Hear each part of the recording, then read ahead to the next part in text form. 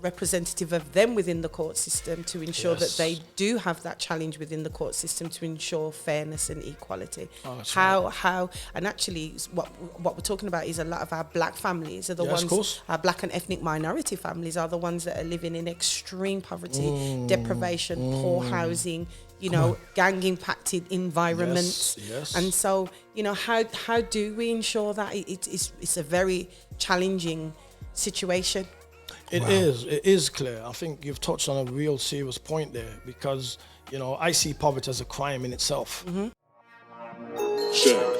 Affinity Xtra, be extra. The views and opinions expressed in this podcast are personal and do not necessarily represent the views of Affinity Xtra. Yo, people, this is your boy here, Roger Moore here on Affinity Xtra, celebrating gospel music of black origin, but also you are on the edginess of the Edge show, where I'm afraid, due to popular demand, I got bro Rico back on the station, because you know what, guys, we had a lot of positive response from the last podcast we had, and I believe this is something that we want to be doing a lot more of, because we care about our community as Christians, and we're not going to shy away from our blackness and the issues that being black in this community does has for us. And I think it's very uncomfortable for a lot of us having these conversations, but we want to bring enlightenment that really gets you to start to critically think of what's around you and what you see around around you. At the same time, guys, if you want to comment, if you want conversations, if you have any sort of questions of what we're going to discuss today, feel no way. Whether you're white, black, Asians, whoever you are, ask the question. You know what I'm saying? That's the beautiful. Yes, I have had a few abusive messages and comments before on YouTube. Don't worry about that, people. Just say the comment, and I watch every comment that's been put on YouTube. And if there's anything that you want to comment and whatsoever, please do, because we care about our community, and things change literally if nothing really happened, guys, I wouldn't see Rico for another year. But I'm afraid things keep on happening that forces us to have this conversation. Now Rico has brought a young lady on with us today, Claire, but I'll get him to do more of the conversation, more of the talking, because very soon you won't be seeing me here. Rico will be just running everywhere with 50 people on there, so I'm just here just a smile and wave, man. And as you know, but I'll be definitely something that we just pray for us, guys, because we want to set up a platform to help us to communicate, to reason, to not be throwing stones at organizations. We want to be able to actually be blessed and to get somewhere together that it can be better for our community. You know what I'm saying? That's my heart, and it's Roger. But I'm gonna pass it on to Rico, because he's gonna be driving this one today. I may chuck in some questions and whatever there still, but I'm gonna be the tech guy over here, just smiling, waving, and just enjoying the conversation. Anything I'll pull up with the conversation. But he's gonna introduce Claire to us and everything, and introduce himself and take it from there, man. So Rico, go for it, brother. Yeah, well, first of all, just want to say, greetings to everybody that's listening to the show. We welcome that. And as Roger's clearly said, the platform is for the community to engage with. We are interested in our community, the good things, and unfortunately, the bad things. And sometimes we have to have these, what we call, conversations that we'd rather not have, but at the same time, it's necessary to have them to bring clarity, to bring understanding, and to bring some kind of level of, peace, I suppose, within that situation. Today, I'm honored to have, a wonderful icon in our community, a woman that has, but is constantly, pushing the boundaries for equality, pushing the boundaries for justice, pushing the boundaries to see our community receive the right help, at the right time as well. Because sometimes you can need the help, but you get it at the wrong time. You got to be able to, be a doctor and diagnose the medicine that is needed for a sick community to become well again. So I'm going to introduce without any more delay our dear guest today, Claire. Hi, Clair Graham here. I'm here in the capacity really as a community member, as a parent, as a mother to boys, as an aunt to a nephew, as a cousin to many males in my family, a huge family. So it's not just here in a professional capacity, but really here as a member of the community to help to support and empower the community. And that's the kind of work that we're doing, really working in partnership with Birmingham Children's Trust, who I currently work for, and working in partnership with community interest companies and the community as a whole, parents and carers, in particular of children who have been afflicted by serious youth violence, living in gang-impacted environments, exploited criminally and sexually, children that go missing and who are at risk of serious harm. So we're here really because what we're kind of reaching out to the community to say community is unity, community is one. And together in partnership, we need to be working to create a safe environment for our children. Together in partnership with the community, we can do this. So I'm kind of thrilled that Rico has invited me here. So thank you. Bless you, man. No problem. Well, you heard it from Claire, and obviously we're going to be now speaking about some of the issues that are current within our community. Just this week, well, not this week starting now, just last week, there was a court case that went ahead in Birmingham, and there was some shocking results. The word to say shocking is really it. Yeah. And I'm sure Roger, you wanted to kind of pick up on something on that. Yeah, really, it's like for me, it's something which I don't want to use the word. I use this word. It's been lightly used a lot lately in terms of systemic racism, yeah. Okay. And I think that's been a really lightly used, well, overly used. I wouldn't say it's been almost like a word when we say it. It's like, oh, what you on about?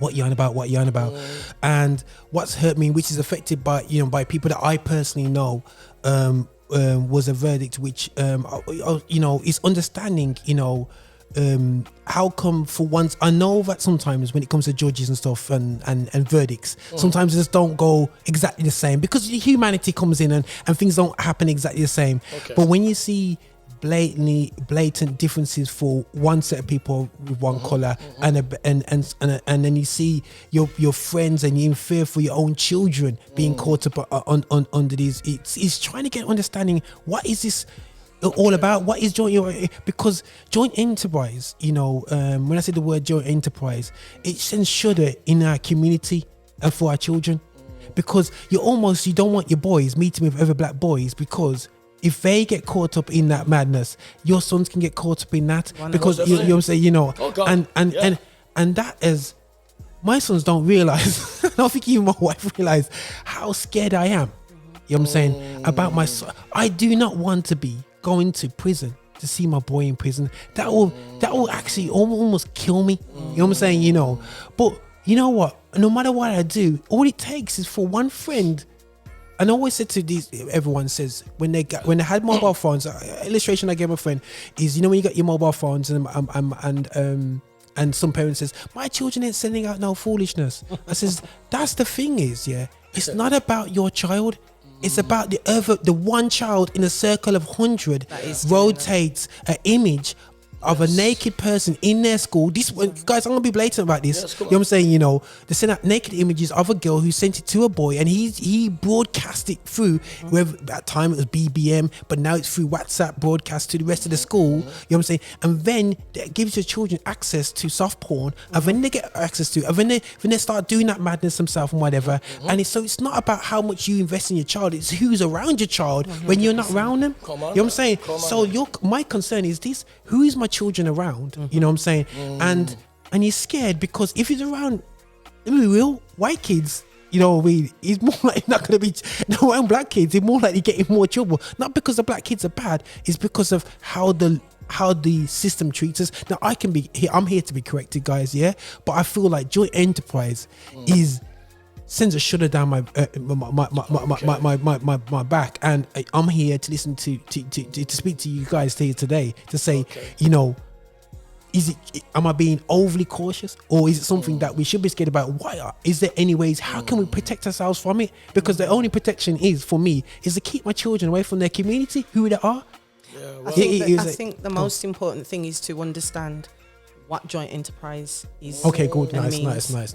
means. Probably the best place to start, really. Okay. Well, what I've did some research, and what it comes up to is this. It says joint enterprise is a common law doctrine where an individual can be jointly convicted, I heard the word jointly convicted, of a crime of another if the court decides they foresaw that the other party was likely to commit that crime. So to break that down in modern term English, it means that if the court without any reasonable doubt can prove that a bunch of lads were in altercation with a particular member of their group and did not know fully well that that particular member in their group was going to murder or seriously hurt the person or the victim, there is then reason that that law then wouldn't actually stand. But if the courts can prove that they willfully and willingly knew that the intention was to harm or to hurt this individual, or i.e. goes far as to kill this individually, then the law, the enterprise law, stands to say all then would be convicted. And may I say, in the work that we do, that I have seen... You know when you say all, you mean that they can all get, say for example, murder, all can be convicted for murder? Yeah, but there would be a level, the perpetrator, the actual, if they can be proven who actually, say if it was a gun or a knife, did the actual... action, he'll get probably a different sentence. Yeah. But the other joint persons would definitely be convicted for the same charge, murder, but their sentence would probably swing slightly different. Not much difference though. Slightly. But they would definitely be doing a long-term sentence, which I was about to say is the joint enterprise law has, and I use the word has, successfully imprisoned a lot of the black young male, older male community around this country. Successfully. That means the law is a success in convicting. The joint enterprise law has been a success to convict many of our black youths who were there. They didn't shoot, they didn't stab, but they were there. And because they were there, the law states that they go to jail also. What we have here now is an issue where we're not putting color, race, or creed on trial. That is not the conversation. You know what I mean? I don't think that conversation is really going to make much of a difference. What we're putting on trial today is, in our conversation, is how does the law look? And how does, if you've ever seen the justice symbol, it's a weight, which means balance. Equality. And sometimes, unfortunately, it tip. So that means then it's not functioning in the symbol that it stands for. So that's what we're here to discuss today. And what I've done today is I want to just, as it's a Christian kind of outlet, I wanted to bring in the word and the balance in there. As far as I know and believe, God is the creator of the universe and everything that is in it. Now, he created the law called gravity. Cool. Now, today we're going to do a quick experiment to see if God's law is biased based on color, creed, or race. I like it. So I have today a white stone. Wait. Now, because it's a white stone, does gravity then change its law because of the race and color of this person? Let's have a check. Oh gosh, it doesn't, does it? It's slammed down, all right, you know. What goes up came down. Let's see for the black community. Watch it fly. Does the law of gravity change because I'm a black man? You know, we've been through oppression, you know, surely God's law is going to give me a better benefit. Let me see. Oops, I'm sorry. Nope, doesn't change its law because I'm black. For the Asian and the mixed race community, which make up our beautiful world, does it change for them because they bring diversity and color and all the different things, spices and everything else? Let's see if it changes its law for them. Oh my days. I like the way it goes. The law of gravity does not change its law because of creed, color, race, or agenda. The law stands for what it is, true to itself. And in the criminal justice system, that is what we want to find out. Does the law, the criminal law justice system, stand up equally like it's supposed to with the symbols, balanced, equality for the black community, the white community, and also the Asian community? Because in our journey and in the things that we've seen, unfortunately, it seems as though the laws can tip. Because, for instance, I'm just going to use myself, if I may be permitted. That's cool. If I am in Handsworth, where I am, and me and 6 of my bros are together, and just for argument's sake, white English cocaine young man comes into the district and, starts calling us, some profanities and, going on with himself.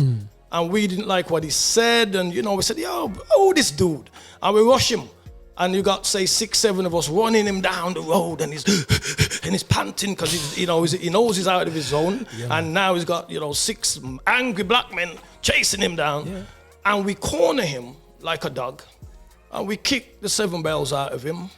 And you know what? In the excitement of the matter, I call it the excitement of the matter because I'm so angry now, I pull out my knife, boom, and I stick it in him. And he dies. None of my brethren try to stop the bleeding. None of my brethren call for an ambulance or for the police. We all scarper off, hoping to get away with it. My question to you, what would your verdict be in court? Because really, that is what the situation is. But according to joint enterprise, how you describe it, I don't know, Claire agrees with me here, but the law is black and white there. I did business law, but only a bit in class. So I'm more of a mathematician. But what I know about the little way how you describe the law is that basically all of you partaked in the crime. That's right. They may not have done the final blow, but they but they were part of the if you look at the arrow, you can't take out the stick part because the point will go nowhere. You know what I'm saying? So they're almost like the stick part that G'd you up to take you to the place and was part of bringing up that frenzy. You know what I'm saying? To bring it to a level. So the whole arrow, if he has to go down, he has to go down. I think that's based off the law that is given. Yeah, because the law, which, and I said in the early beginning of the conversation, as successfully, remember the law of gravity, I'll just prove it to you. Its success is you go up, it will come down. It's simple. That's the law of gravity. It doesn't change because of the creed, color, race. You jump off the flat, mate, you're going down. You're not flying, you're going down. That's the law, and it's true to itself. Now, the law of this joint enterprise has been true to itself, because as I did some studies, the Steve Lawrence case, some of the guys that were convicted under that law, joint enterprise law. So we can't say, it's not convicted white or Asian people. It has. Yes. But I'm just trying to say to you that it has. Eventually. But it has successfully convicted hundreds, and I'm sure if you were to send out a link for parents in Birmingham alone that have had their sons or their sons are still in jail under that law, you'd be surprised by the numbers of our young people that have been convicted by this law. So what the question is, if, as I explained, we were there, now what I want the public to understand, me and my mates kicked the 7 bells out of him. I'm the one now that stuck the knife in. None of us phoned the police. None of us tried to save him. None of us tried to stop it. Under the law of the enterprise law, that would automatically say that we are all guilty because we were all engaged. Even though I didn't shoot, I didn't stab, I was there, and I probably sticked a few boots in, but I was there. The enterprise law, which has successfully incarcerated so many young people, would then automatically apply to me. Because the law of our system, this is Birmingham, we're going to be having the Commonwealth Games, which is again expressing diversity. 100%. So we would expect then that the law, the balance, as I said, is not tipped, but it's balanced. Whether I'm white, black or Asian.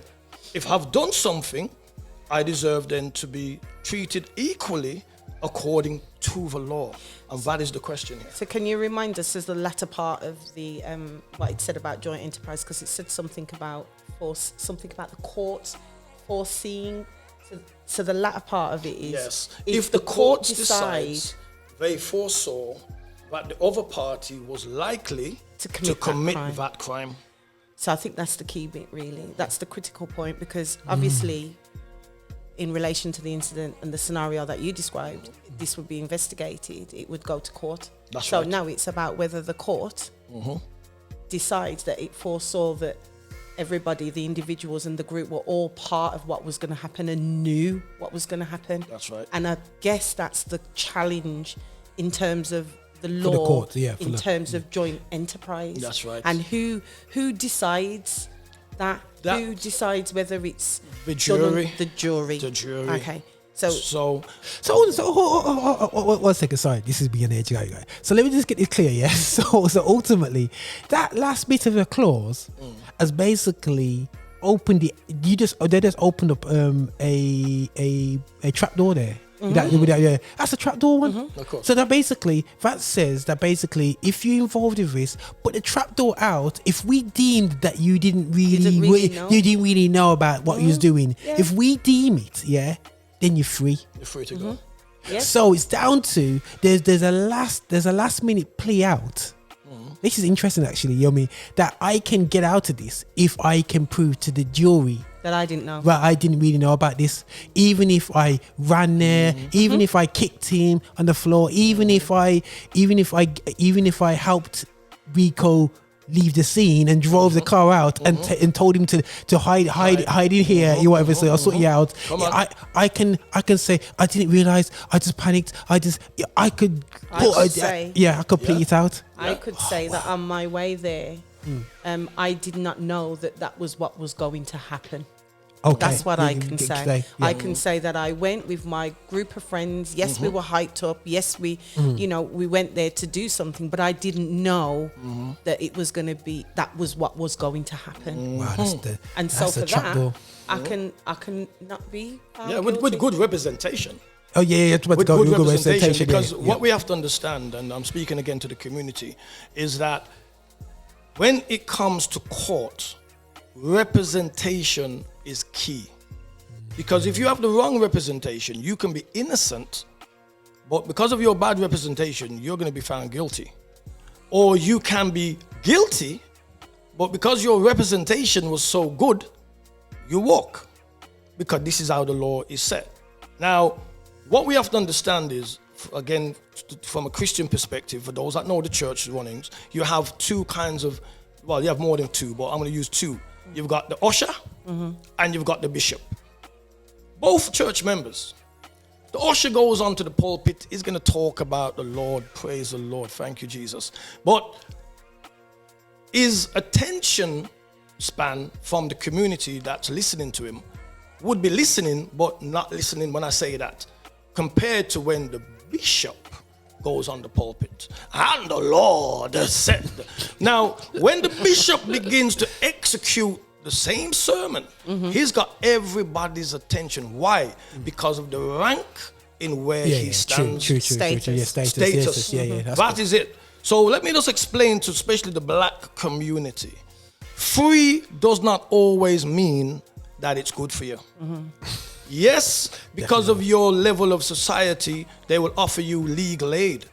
But if you're going into court with a legal aid solicitor, especially on murder charges or serious charges, when that barrister, which now the bishop, goes in there against your usher, which is now your legal aid representative, I am telling you 110%, the chances of you getting justice is going to be very hard.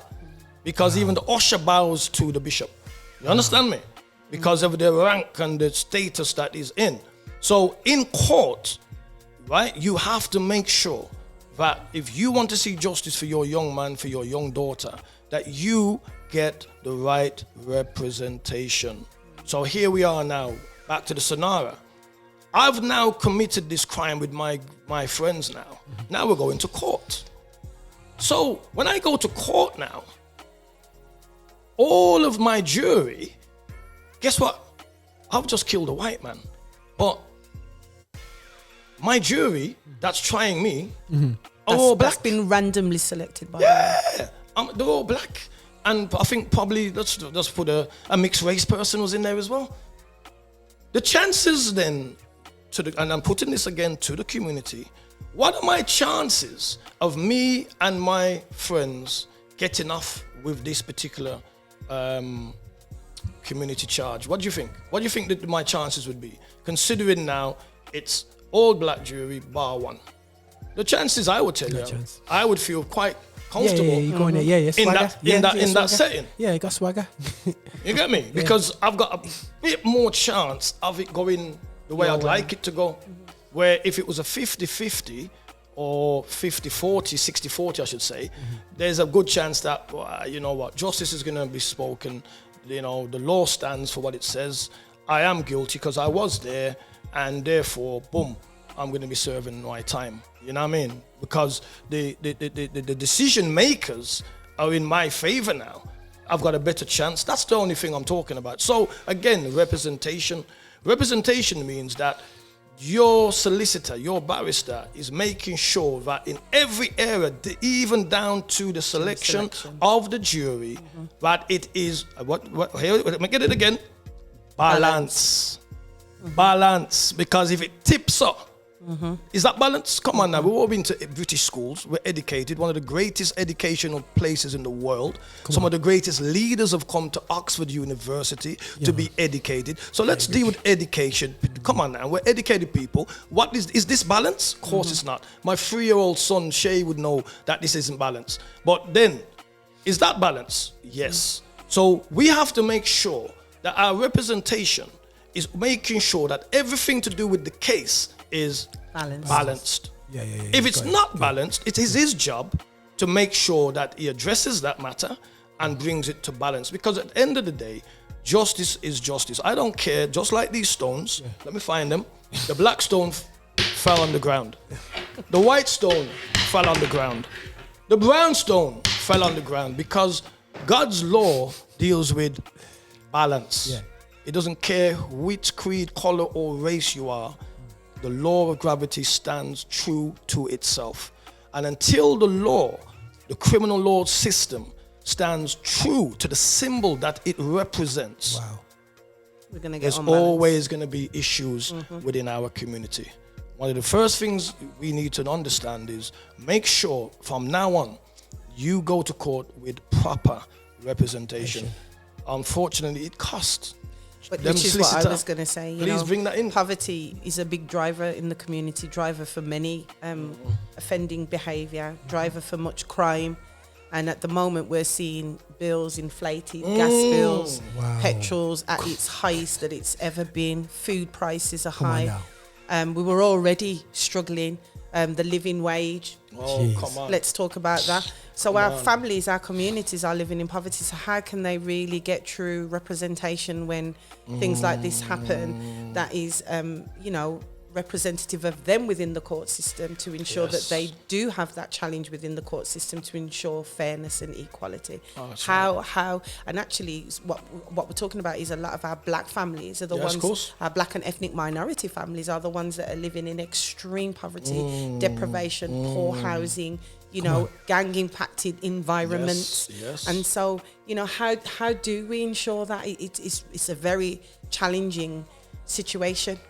It is clear. I think you've touched on a real serious point there because, I see poverty as a crime in itself. You understand me? To be poor is a crime. It is a crime. It is literally because when you're poor and because of your poverty, you cannot now represent your family in the criminal justice system correctly to get a correct verdict. That is so hurtful. Or because we know in certain parts of Africa and all over the world, there is such levels of poverty that people are literally dying Not because they needed to, because there is no money for them to get the medication or even to get the transport to get them the medication. So when you look at the amount of atrocities has happened just from poverty, how many children have died, how many families have been, just forgotten really, just died because of one thing. Even in Jamaica, I mean, I was surprised to know that you have to have money to have a baby in Jamaica. Maternity. They come like America, man. I was like, so where do I get that money? So I'm quite sure most Jamaicans were born at home. Yeah, man. Not because they wanted to, and it's more risky in certain sense, but it's a matter of, well, I have to be a bit of come, but when I have the money for go at Jubilee or wherever the hospital there, so it have to go by on yourself. You understand me? Now, this is what poverty does, and as Claire rightly said, there is so much now being done since 1st of April with the increases of fuel, food, everything's just gone up, and even the bank interest, everything's going up. And the people at the lower scale, right, are going to feel it even more. And we've had this conversation, even with some of the police. I've made them know from the work I do that you better make sure that you've got more police on the street. Because when a man can't pay, or can't put no money in the electric meter, and his kids are saying, "Dad, I'm in the dark," and he can't put no pot on the fire, he ain't taught. I don't think he's going to be thinking about sitting there and praying and hoping that money's going to drop from the sky, because he's not in that space. He's out there. All he knows is you have it or you don't have it. So he's going to try his best to get it. You're going to find people probably that were not criminal-minded become criminal-minded. Come and offer them a little deal. Boy, Bridget, we have a little thing can go on and you can get a little extra money. Now, he wouldn't even entertain that one time ago. But because the situation is so dire, he's now beginning to entertain, boy, I might just do it for one little run. Yeah, I'll do a little county line one time. And that's just basic needs. Just basic needs of food, shelter, and warmth. Water. That's just basic need, let alone people who are trying to come out of situations to move from a certain area or community to move to something better, struggling to do that. Now we're struggling with basic needs. When basic needs aren't met, what happens? Man get desperate. But when you're talking about representation, okay, let's put it out to the to anyone who's listening in, who's who may be looking and going, because I always say that sometimes a fantastic model of the church is that it's turned people who were poor into people who are in decent areas. What I'm saying? People have financially, because of its mindset, you stop drinking, you start being a bit more focused, and you have a purpose-driven life, and you drive a certain way. And next thing you know, you're in Sutton Coldfield in a nice house driving a Mercs. Now, I may look back and go, okay, so how can I help us young people be represented correctly, or people get represented? Is there, and a question that we have to our community, is there a pot of 4 or 5 lawyers standing there in Birmingham? Birmingham's a big city, it's got a lot of black people who's going to represent I dare I say the word BAME community, or even the black minority community directly. Is there a little Smith and Co. or Blackson and Co. that we can say to us, we can invest into that company because I know they're going to try and represent at a barrister level, not legal aid level, case by case situations in the case that I can trust? Is there anything like that in Birmingham? Yeah. Well, first of all, if the only time I'd probably want to use legal aid is if I got a bill issue. Yeah. It's not gonna. I didn't pay my council tax. That's a good one. And it's probably not gonna lead me to jail. Yeah. So I can get somebody to represent me, and I can plead my reasons of lack of funds, why I haven't done it, and make some plan to pay it. But when it's coming to say dealing with something that's going to put me away for 30 years, or it's going to represent somebody in my family that was murdered from the perpetrators not getting because that side of way, that side of things. I can't depend on legal aid there. I've got to get proper representation because the defendant is going to be coming with proper representation to help him get off the case. Simple as. You get me? That's just it. Whether he's did it or not, it's still wants to plead not guilty, or he's still going to want to plead that if I get the right representation, I can walk from this case. Representation is important. So back to the question. Yeah. As my sister rightly said, we have a great gulf between the poor, the middle class, and the rich. So when you're talking about the poorer class, the chances of them getting justice, proper justice, is going to be very difficult because of the financial strain upon their lives. So what we're looking at now then, how do we fill that gap? This is where community spirit comes again. 100%. Spirit, that just means that I have been blessed, again I use that, blessed to have a privileged job as a barrister, lawyer. I have my own firm. I am wealthy because my job pays me X amount per year.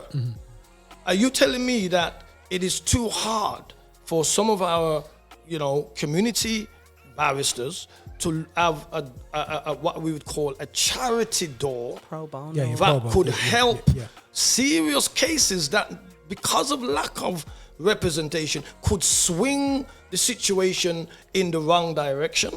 Have we become then so self-centered that we've kind of refused to use our gifts to empower other people? Let me just tell you something. I heard a sermon. Sermon is just a word, a preached word from the gospel. And King David was anointed. King David was the king of Israel, for those that don't know.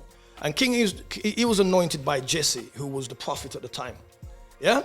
And in those times, the anointing, the oil that empowers that man to be the general, the icon that God has chosen to lead his people through that time was King David. But Jesse's now got the oil in this canister. And Jesse's got to leave from where he was to find Samuel the prophet. Has got to go to Jesse's house to see who it is that he's going to anoint to be king. Because he doesn't know. God just told him that, go to Jesse's house because the king of Israel is there. There's a part I want you to understand. The oil that he was carrying, was the anointing oil. But he was carrying it. Who's carrying it? The prophet is carrying it. Yeah, he's the privileged one that God entrusts to carry something so precious. But where is he going with it? He's going to distribute it to somebody that was going to need it. And that is the order of life.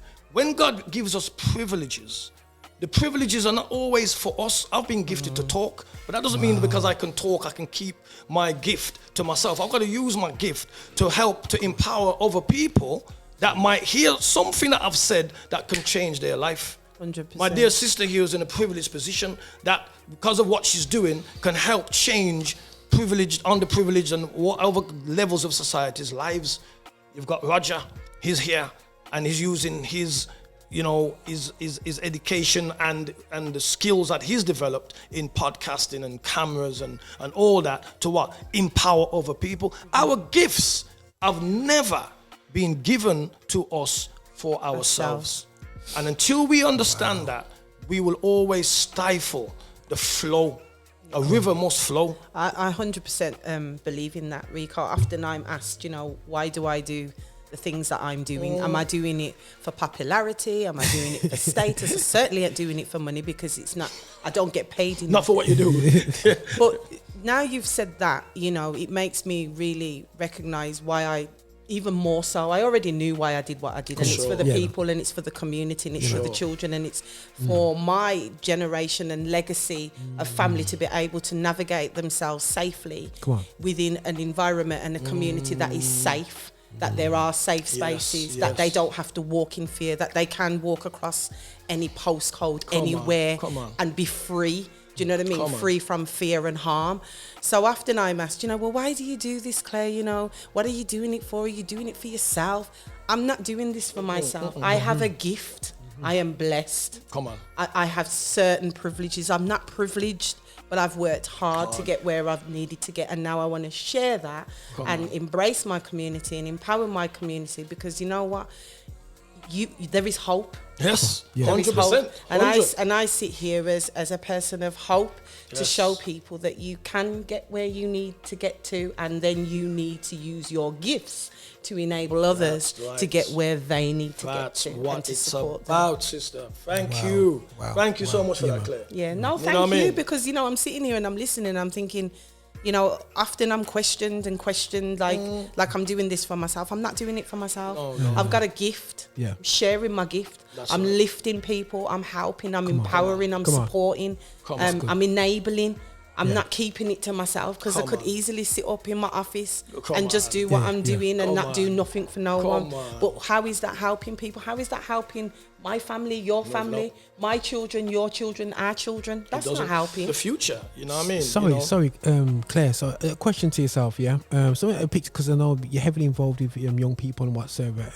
And myself, in one of my elemental jobs, I work with a lot of young 60 teenagers who are in the system, as you would say. When I say in the system, in care as such. Do you? Right, we for me, we've had people working in care for decades. Yeah, you know what I mean? You're talking about, from social service. I know people who part of the Windrush generation that became part of the social services system, So we've been in the system for decades. Have we just got on with it? Because we still see the system not protect our youths. Our youths seem so vulnerable in the system. It seemed like, I'm going, hold on a second, how come we've been in this system for 30, 40 years, being part of supporting it? Why does it, I feel, this is my feeling now, you can correct me if I'm wrong. My feeling is that, especially black men in black young boys that are in care, you know what I'm saying, or in some sort of care, are still not being understood when we've been we've had people in the system, most of care, let's be real, guys, when city council was at its peak, most of the care has been a lot of church people are in the care system, social services, there's a lot of social workers, so how on earth do I still see black boys, almost feel like being set up to just end up in the lock-up joint, you know what I mean? I don't know, is that my unfortunately too smallest look at the system, or is that something that you see as well? I think we have a very complicated system. We have a system that is there to protect and safeguard children and ensure their well-being. And I think 95% of the time that's what we do. Okay. I think a lot of the times, as social work practitioners, we only hear the horrible sides of the story, but you don't hear. Good. It's like a goal. It's like playing football, Good, right? good. The goalkeeper saves every goal. Yeah. Nobody remembers the goals that he saves. They remember the goal that he lets in. And it feels like that with children's services. Often people don't think about the amount of children that we've actually saved. But we think about the minority that it might not have gone so well for. So I agree that in terms of the system, there are things that could be improved. Okay. Yeah. I was a child in care, so I know what it's like to be a black child, female in care, where my hair care needs, my skin care needs, my dietary needs were just not met. So I understand that. And what I understand as well is that our social workers that are social workers in training need to have cultural competence, an understanding of race, an understanding of culture, an understanding of diversity and of differences. And we need to stop adultifying, and we call it adultification of our children. Our children, just because they're 6'5" and they're black boys and they've got a beard doesn't mean that they're men. They are children. They're 16 years old. And those are the kind of things that we need to keep reinforcing, and that's not just for children's social care, that's professionals across the board. That's even our community, because I see sometimes that our community are scared to talk to our children. Why are you scared to talk to their children? Talk to them, smile with them, say hi. We've adultified our children. We've looked at them like they're adults, so then we treat them like adults. They come into the justice system, the criminal justice system, they're treated like adults. You've got them in care, and they're being treated like adults because of the way that they look. They are still children. Their adolescent brain is still developing. It has not matured yet. It does not mature until age 25. So there is a lot of education and relearning and understanding that we need to do across the system in terms of Okay. our children in care, our black children in care, in particular our black boys that are just also caught up in the criminal justice system. We need to look at the disproportionality of that and why that's happening, and that's across the whole system. Yeah, Well because said. you raised the word there, which I must admit I did kick off on the station over. You know, edification. I bumped into that word for the first time with Child Q, and I thought, why didn't you say racist? But anyway, so that does me. It's just interesting how you explained it and how you, and it's funny because it really only applies to our people because we kind of overgrown. Yes. For me, it's another way of saying you're racist against black people, but I can see it being. I can understand what it does because it describes how they treat us because we are physically where we are physically, That's where we right. are mentally, but it has an assumption. When you see a black child, that the biggest disappointing assumption is that we're streetwise, Yes. we're you know what I mean? And my boys are not streetwise. Neither you know am what I'm I. you know what I'm saying? So that's my biggest concern is streetwise, you know what I mean, and how we operate. Something that Rico said in our last podcast, and it's something that we get hyped on. We go around with like a chip in our shoulder when it comes to the police. When we get stopped by police, it's like, and what's going on? You know what I'm saying? You know what I mean? And you know, it's almost a case of, you know, okay. The moment we start that, then identification or whatever your young person Creeps driving a creep scene, if we respond a certain way, I don't want to bring in Will Smith at all into this whole thing, but how we respond in public, it really makes a perception not only for ourselves but for other people and for others. That's the stereotyping and the racial profiling that they have of our children. You know, that it go as much as we want to stay away from the race issue, we have to really be open and frank that the deep-rooted issues are around systemic racism and how our children and ourselves sometimes as adults, we can't even bring sometimes our authentic self to work because of how it may be perceived as being unprofessional, our hair, you know, the way that we talk, the way we use our hands, you know, we're taught to present ourselves in a particular way. So is that really our authentic selves? Just because people will perceive that we are aggressive, not assertive, and all that plays into it. Wow. Yeah. It's like you talking about that. You talking about growing up. I was 13 years old. So I mentioned this on my football podcast, but it's interesting. My friends thought I was Dutch because I supported Holland in the Euros because they had a dread captain with dreadlocks, and the concept for me. For Ruud Gullit, who had dreads, and Ruud Gullit probably just doing business about this, but how he inspired me is the reality show is in England you couldn't have dreads as a professional footballer. You weren't allowed to come into the professional, so English football rejected our blackness. Hence why I never supported England.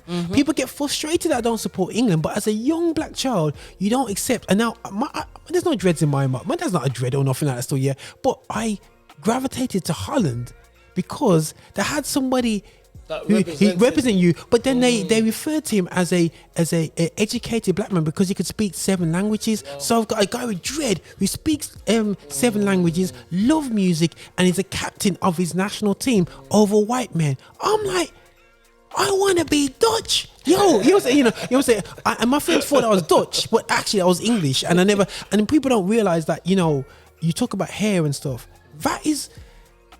These things, guys, are seem to be so normal. Oh yeah, you gotta conform. We're growing up to have certain hairstyles to conform. You know, we're only just now going natural. I grew up in the straight perm generation.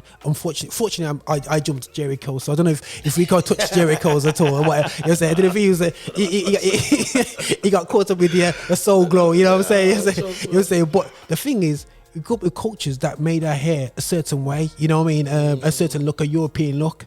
And it's like, even when you look at Malcolm X in his early, they talk about how he would hot comb his hair a certain way, straighten his hair. You look at is it Samuel L. Jackson? Not Jackson. You know, early singers, Sammy Davis Jr. And all them early singers that had all these silky hair looking things. The hair was permed into so it could be straight looking and whatsoever. All these guys had hair to look a certain way. So people think that's nothing, but it is. But as what you just identified, can't bring our authentic self to anything. We have to be seen to perceive to be a certain way to fit in. And it's frustrating. I think again, where that a lot of that comes from is the stigmatized, as we talked about last time. Being stigmatized just means that there is a general sense of this is how we are as a people. And if you fall into that category, you're automatically pointed at, yeah, you see, I told you that, you know, that's it. And as I think what we said last week is that what our community's got to understand is that we've got to raise above the expectations of what people think about us. Just because they might think that, you know, because I can be honest with you, many times, you know, to my shame, I have had to go out of my self, my comfort self, to accommodate for somebody else's insecurity. And I'll tell you what I mean. I'm a walker. So I'm walking down the road, minding my own business, happy, probably I hold my 2 children on my head. Yeah. And then there's a dear old lady, white lady, or young white lady in front of me. And she's picked up now that I'm behind her. Now we're going in the same direction. Yeah. Yeah? And all of a sudden, her persona changes. Her walk slows down. Then she goes as far as stopping, like she's looking into her bag, hoping that I might pass her. So I feel so bad for the woman because I don't want this woman to have a heart attack because she's so agitated that a black male is walking behind her because she's got in her mind that black people are muggers. Yep. That's why she's reacting that way. Yeah. Wow. But who put that in her head? The media. Because I am telling you, we do have black muggers. I'm not going to hide it.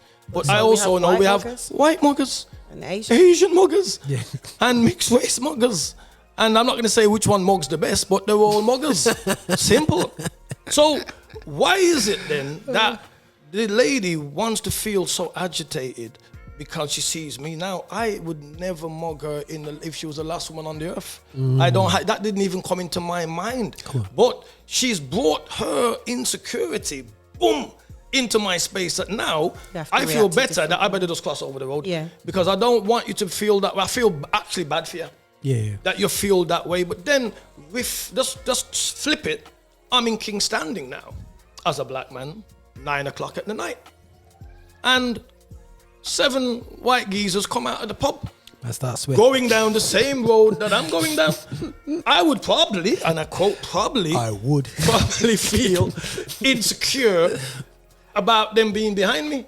You get me? I probably might cross the road to see if they cross the road with me. I might do some little silly things just to see are they actually looking to, jump me. Now, why though? But here's the question again. Why would I feel like that? Because something's been planted in my head that in certain parts of my country, my skin color could get me into trouble. That's the actuality. So because I believe that, when that situation occurs, what does happen now? I'm going to react on that. So what we've got to understand is that we need to re-educate ourselves and we need to show the world definitely that we are not the people that they perceive us to be. You've got to take us as you see us. You can't judge everybody the same. That's why I said I won't get into the race issue. I don't believe that. I've got some amazing white friends. Some of them have done some great things for me that probably my own parties wouldn't have done. You understand me? You understand me? But at the same time, I've got amazing black friends. I've got some amazing Asian friends. We're living in a diverse city. This is Birmingham. We're having the Commonwealth soon. Yeah. And we need to break down these systematic social barriers that prevent us all, as my dear sister said, from being our authentic self. Because I believe the black community's got a lot to offer. Yeah, so it's how do we do that? Because I believe that we somehow need to bring the younger generation together with the middle generation, together with the older generation. 100. Because the scenario that you just gave about the old white lady and you walking down the road is the same similar scenario as an old white lady at a bus stop and my son and his group of friends coming from school and standing at the bus stop and all of a sudden she's holding her purse a little bit tighter. All of a sudden she's moving a little bit further to the bus stop. All of a sudden she's looking at them with disdain. Actually, not all of our children are offenders just because they're black boys. A group of black boys doesn't mean that they're a gang. So how do we start to align then, mixing our youngers with our elders, with our middlers, so that they understand the younger generation understand the older generation. There's some work. There's work there because you there's a point for me. I grew up obviously not in a black area.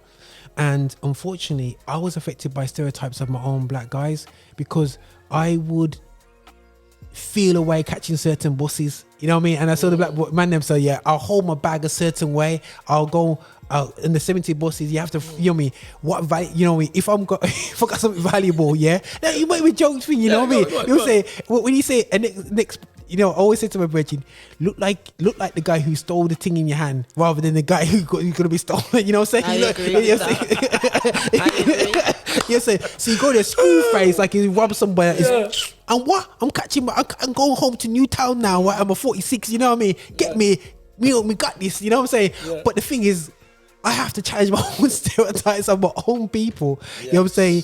Before, you know, because sometimes the elders think a certain way about our youngers, and the youngers think a certain way about the elders. Yes. You know what I'm saying? And before we can go out to anybody else, we've got to now get to understand and to love each other. You know what I'm saying? Because we'll look at the two tunes that they're just putting out there every 2 seconds and go, that's all the youth them that believe in that drill stuff. But there's some sensible ones out there. But are we supporting them platforms that are positive? No. You know what I'm saying? No. So they don't grow. What grows is these negative support frameworks, which we know that the media system will promote the negative viewpoint of our people. So we now need to challenge ourselves and say to them, there's something special in them young boys. I don't care if they've been excluded by school. Come with me. Come with me. 100%. You know what I'm saying? We can talk and whatever. So and let's go back to the church, because this is it's a station which is geared up for Christian people to listen to.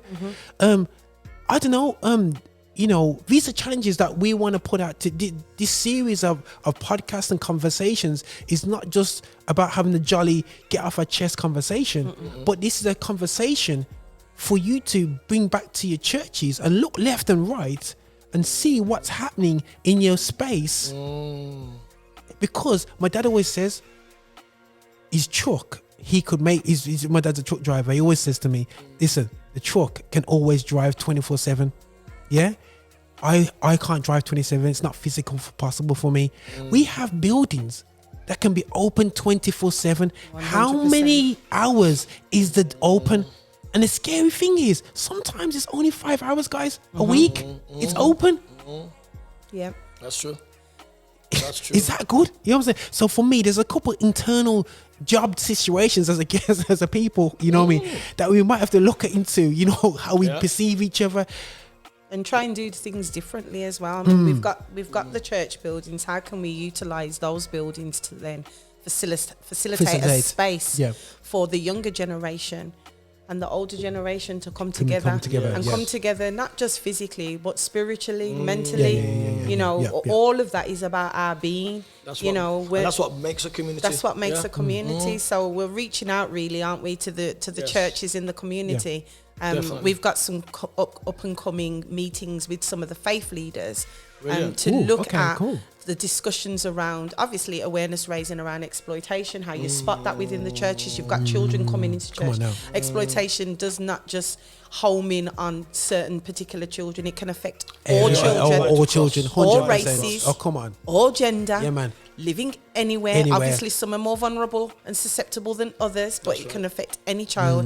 And so we want to reach out to the community, the faith leaders in the community, and say, hi, you know, this is what we can do to help you. What can you do to help us to start having those conversations, facilitating those forums, those spaces for our children and the church leaders and the mosque leaders and the whole faith groups, really. How can we start to bridge some of those gaps? Definitely. Because I'll be honest with you, you know, when we're on the road, as I said, Claire, it's quite strange how even now in 2022, it still points that the main perpetrators of drugs and crime and stuff like that is still geared towards black youths. Where in the work I do, I can tell you that there is a fast growth of Asian, even Muslim communities that are now struggling with their youths concerning the drug issues. And you understand our newly me? arrived communities, our newly arrived families from abroad, from Afghanistan, from Eritrea, from Ethiopia, from Somalia. You know, how do we now become a cohesive community to fight against these things? Because yes, it's the drugs, but our children are actually being exploited. Thank you. Which is the difference, Thank that you. they are victims of crime. Which is stemmed from poverty. Because as I've always said to enough of the elders that I speak to, if a youth who ain't mother, God bless her, she's just about getting, food on the table and all that and paying the rent, she can't be giving Tommy, £100 sneakers. You understand me? To look cool at school. No, we gotta be real. We gotta be real. But then now, but how children look, come on now. How children view and perceive themselves through social media platforms, come on. having to live up to certain expectations. Come on now. So Tommy, who ain't got the trainers, now needs to have the trainers. Because no girl ain't talking to him in school. Okay. You better know that. The girl ain't talking to Tommy in his black crop. Yo, blood, what you wearing, blood? So Tommy's feeling isolated. So now here comes Mr. Cool Cat hanging on the corner. Yo, you come here. Yo, I'm a little money. What? Listen, why just take this thing here from ear to B. It's £100 a fare. What in God's earth is gonna stop Tommy from doing that little Tommy run? wants them Air Force When Tommy wants them Air Force, because in his head, Yeah. Tommy's saying, "Boy, if I get them sneaks, like girls, Jacqueline, she'll go off and talk to me different now, because I'm coming to school in my You understand me? He ain't talking. Not for the youths, them are not doing it so much for money, It's status. Thank you. It's what the money buys for them. The money gives them the equipment, as you want to call it. The credibility, sweetheart. That gives them the ability to stand out now in their school, stand out in their college, stand out in their community, and be taken seriously. And that does challenge our community in terms of sorry, enjoying the conversation too. I know, I'm saying. So I guess I'm with you, but that does challenge us as a community. What do we push towards being the great look? Is it always how we look and how we perceive, or is it education? Is it sometimes our goals in our community, we don't push certain things in our community to say, listen, is it gold dust to complete a doctorate as a university? Now it's more gold dust to look fresh and in 18, but we're not pushing university and aspirations must be higher. But listen, guys, we've been having a fantastic conversation, and we, as Sister Claire pointed out, like, boy, every time we have, she's having mercy because she knows I got to edit the video afterwards. And she's like, why did you get press export and spend too long on it? But guys, we want you to comment back to us if you want to. I know if either one of us, more likely Rico will get the phone calls. We'll point to Rico. Call Rico. But definitely, we want to have a two-way conversation. Today, we was just really having a conversation, really highlighting some of the aspects, issues, and the core issues from joint enterprise. And it is not as straightforward it is, but it really comes back to how do we deal with that as a community within ourselves and how we move forward. And the challenges out there as a community in terms of our organizations in the community, specifically the church. Also, we're looking at our barristers and our legal people, the people that know the legal system. How can we really plug together? Is there somebody who's tried that, maybe sitting down thinking no one's hearing them? Please have the conversation with us and because I know that people might have tried. We're here to support your voice now. You know what I mean? And if you want to communicate with us, come on and have a conversation. Can we 100%. Support the network out there? Because we're not alone. I know there's champions in our individual realms, and we want to be crying out to you. Let's come together and mash up the thing. Come together and have that thing, have that conversation, and how can we profile that in the community wise and get the funding in so we can have proper representation for our young black children who can't afford the representation out there for them when they get themselves into trouble, or who have found themselves bereaved from something that has happened against them. Claire, do you want to just want to, on a closing point, do you have a closing comment? Yeah, I think I just want to reach out to the community and say we're here. We are Birmingham Children's Trust. However, we are also here for the community parents and carers. And what I would suggest is, if you're ever worried about your child going missing or being exploited or being involved with gangs or any kind of association, and you want some advice, guidance and support, please contact us on the Empower You email inbox, which is on the Birmingham Children's Trust intranet. We are here to help. We are not here to blame or shame or make people feel guilty about what's happening with their children. This is about risk to your children outside of the family home, within the community, and we want to work well with the community to ensure those safe spaces in the community our children are able to navigate safely through that. Sweet. Yeah. Weeks, we will close everything off right now. Okay. Well, all I'm going to say is it's been a pleasure. It's been a pleasure, Claire, to have you with us. And, to just highlight, as we clearly said, some of the issues. And I would just like to really close by saying, let us strive to have a equally balanced society. As hard as it may seem and impossible as it may be, I will just leave this with you with a thought.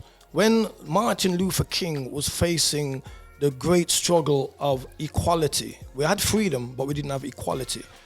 It seemed like an impossible task because the lawmakers were the very oppressors of the time. But as you know, with hard work and dedication, they got equality. And that is why I'm trying to say that nothing's impossible if we want it bad enough. It's no use pointing the finger, white, black, Indian, what? No, we're more educated than that. Let us look at the system that generates and affects all races, all colors. As you heard and saw for yourself, the law of gravity does not discriminate. And our criminal law system should neither be a discriminative law, but it should be, as it symbolizes, the balance for its community and its society. Peace out. Blessings, man. Thank you for listening to this content. If you liked it, please don't forget to like, subscribe, and make a comment down below. Or even more so, check out our website, www.affinityextra.com, for more information.